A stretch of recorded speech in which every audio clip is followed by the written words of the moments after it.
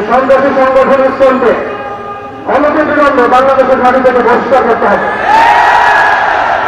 বাংলার জমিন শান্তির জমিন, এই শান্তির জমিনে যদি কেউ উন্নত প্রদর্শন করতে চায়, আল্লাহর কসম করে বলছে, আল্লাহর হাতে হাত ধরিয়ে ঘোষণা করে চায় যাতে বাংলার তাওহীদি জনগণ আবারও জেগে ওঠে। আমরা আল্লাহর কসম করে বলছি, যদি বাংলাদেশের তাওহীদি জনগণ একটা বার জেগে ওঠে, এর আগের মানুষ যত পালানোর চাপ পেয়েছে, আপনারা কিন্তু পালানোর কথা পাবেন না।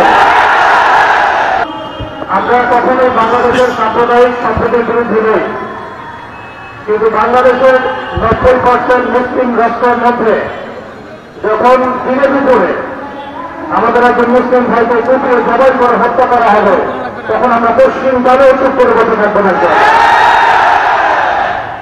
আমরা সর্বপ্রথম আমাদের প্রশাসন, সরকার এবং বিভিন্ন কর্তৃপক্ষকে বিনয়ের সাথে অনুরোধ করতে চাই, এই সন্ত্রাসী সংগঠন ইসলামকে অনতিবিলম্বে বাংলাদেশের মাটি থেকে বহিষ্কার করতে হবে।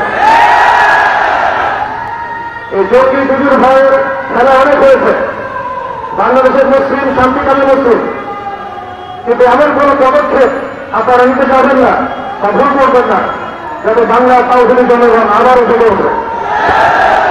আমরা আল্লাহর কসম করে বলছি, যদি বাংলাদেশের তাওহীদি জনগণ একটা বার জেগে ওঠে, এর আগের মানুষ যত পালানোর চাপ পেয়েছে, আপনারা কিন্তু পালানোর কথা পাবেন না।